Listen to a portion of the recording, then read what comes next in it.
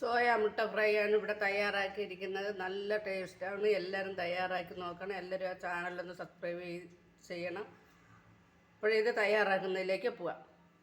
ഇത്രയും വലിപ്പമുള്ള വലിയ സോയാ ചങ്ക്സ് ഒരു 15 എണ്ണമാണ് ഞാൻ ഇവിടെ എടുത്തിരിക്കുന്നത്. അതിലേക്ക് കുറച്ച് വെള്ളം ഒഴിച്ച് അടുപ്പിൽ വെച്ച് വേവിച്ച് ഇങ്ങോട്ട് മാറ്റി വയ്ക്കാം, വേവിക്കാനായിട്ട് വയ്ക്കാം. ഇതിപ്പോൾ ഞാൻ ഒരു സവാളയും ഒരു തക്കാളിയും 2 പച്ചമുളകും ഒരു കോഴിമുട്ടയാണ് എടുത്തിരിക്കുന്നത്. നമ്മൾ സോയ അവിടെ വേവിച്ച് മാറ്റി വെച്ചിട്ടുണ്ട്, ആറാനായിട്ട് മാറ്റി വെച്ചിട്ടുണ്ട്. ഇപ്പോൾ സവാളയും തക്കാളിയൊക്കെ അരിഞ്ഞെടുത്തിട്ടുണ്ട്. അതിൻ്റെ കൂട്ടത്തിൽ കടുക് വറുക്കാനൂടെ അരിഞ്ഞെടുത്തിട്ടുണ്ട്. 2 കറിവേപ്പില എടുത്തിട്ടുണ്ട്, പച്ചമുളകും എടുത്തിട്ടുണ്ട്. ഇനി നമുക്കിത് കടുക് വറുത്ത് ഇതിൽ തയ്യാറാക്കാനായിട്ട് പോകാം. അപ്പോൾ ഒരു പാൻ അടുപ്പത്തേക്ക് വെച്ച് 2 ടേബിൾ സ്പൂൺ എണ്ണ ഒഴിച്ചിട്ടുണ്ട്. ചൂടായ എണ്ണയിലേക്ക് കടുക് ഇട്ട് കൊടുക്കാം.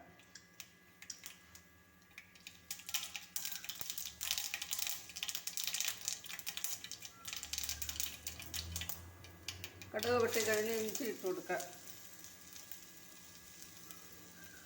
വെളുത്തുള്ളിയും പച്ചമുളകും കൂടെ ഇട്ട് കൊടുക്കാം. പച്ചമുളക് എന്ന് പറഞ്ഞാൽ പഴുത്ത മുളകാണ്.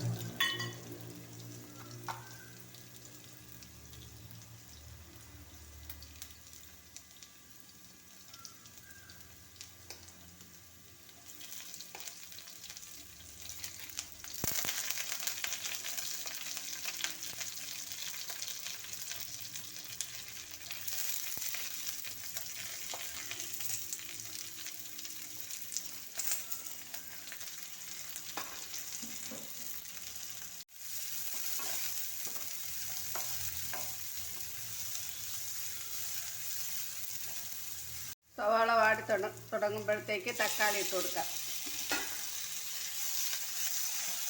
നന്നായി വാടി വന്ന സവാളയും തക്കാളിയിലേക്ക് ഒരു ടീസ്പൂൺ മുളക് പൊടി ഇട്ട് കൊടുക്കുകയാണ്.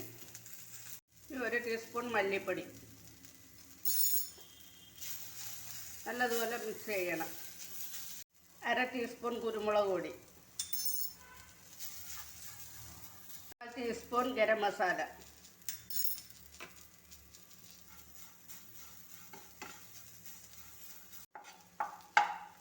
ഇപ്പോഴും നമ്മൾ ഈ മസാലയെല്ലാം അരുവിനോട്ട് മാറ്റിയതിന് ശേഷം നമ്മൾ വേവിച്ച് അരിഞ്ഞ് വെച്ചിരിക്കുന്ന, നല്ലപോലെ പിഴിഞ്ഞ് വെള്ളമൊക്കെ കളഞ്ഞ് അരിഞ്ഞ് വെച്ചിരിക്കുന്ന സോയ,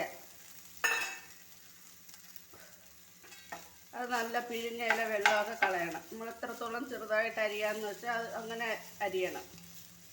അപ്പോൾ ഈ മസാലയായിട്ട് മിക്സ് ചെയ്തെടുക്കാം.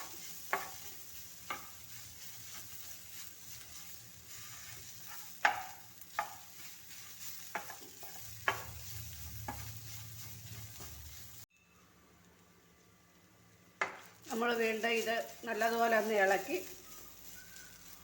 2 മിനിറ്റ് നമ്മൾ മൂടി വെച്ച് എല്ലാം കൂടെ മിക്സാക്കി വെച്ച് വേവിച്ചതാണ്. ഇനി ഇതൊരു അരുവിനോട്ട് മാറ്റാം. ആ സോയയൊക്കെ വെന്തെന്ന് ഉറപ്പ് വന്നു കഴിഞ്ഞാൽ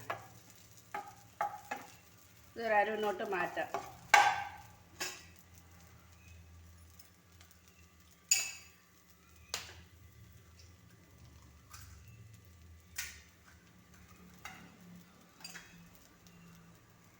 ഇപ്പോഴും നമ്മൾ നേരത്തെ ഒരു മുട്ട എടുത്ത് വെച്ചിരുന്നു.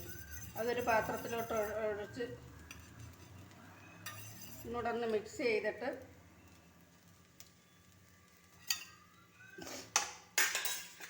ഇതിലേക്ക് കുറേശ്ശെയായിട്ട് ഒഴിച്ചു കൊടുക്കണം. അതിന് മുമ്പ് കുറച്ച് വെളിച്ചെണ്ണ ഒഴിക്കുന്നത് മുട്ട നല്ലതുപോലെ ഇതായി കിട്ടാൻ സഹായിക്കും.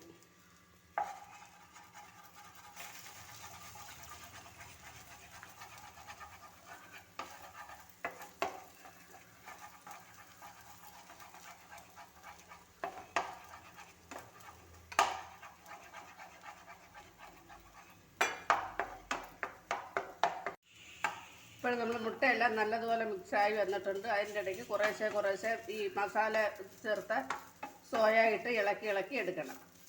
എല്ലായിടവും ഒന്നുപോലെ കിട്ടത്തക്ക രീതിയിൽ ഇളക്കി എടുക്കണം. ഇപ്പോഴാ ചാനൽ എല്ലാവരും ഒന്ന് സബ്സ്ക്രൈബ് ചെയ്യണേ. കാണുന്നവർ സബ്സ്ക്രൈബ് ചെയ്യാതെ ആരെങ്കിലും കാണുന്നെങ്കിൽ ഒന്ന് സബ്സ്ക്രൈബ് ചെയ്താൽ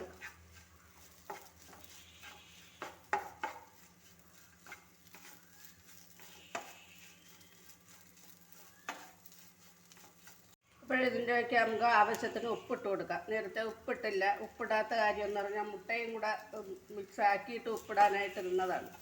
അതുകൊണ്ടാണ് ഇത്രയും നേരം ഉപ്പിടാഞ്ഞത്. ഇനി ഇതെല്ലാം ഒന്ന് തട്ടിപ്പൊത്തി ഒന്നുകൂടെ 2 മിനിറ്റ് തീയരിച്ച് എടുക്കണം.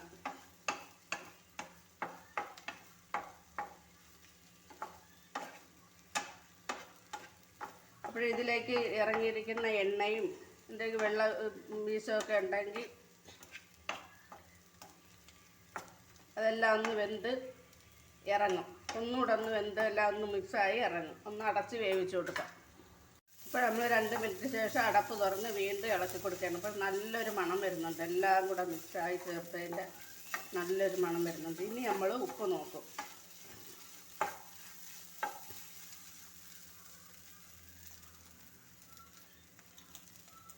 ഉപ്പൊക്കെ കറക്റ്റ് ആയിട്ടുണ്ട്. ഞാൻ സോയ എടുത്തൊന്ന് വെച്ച് നോക്കാം. ഉപ്പ് പിടിച്ചിട്ടുണ്ടാകും. കുഴപ്പമില്ല, സോയയിലൊക്കെ ഉപ്പ് പിടിച്ചിട്ടുണ്ട്. സോയയൊക്കെ നല്ലപോലെ വെന്തിട്ടുണ്ട്. നല്ലൊരു ഡിഷാണ് ഇത്. എല്ലാ ചോറിൻ്റെ കൂടെയൊക്കെ കഴിക്കാം. ഏറ്റവും വിശേഷപ്പെട്ട കറിയാണ്.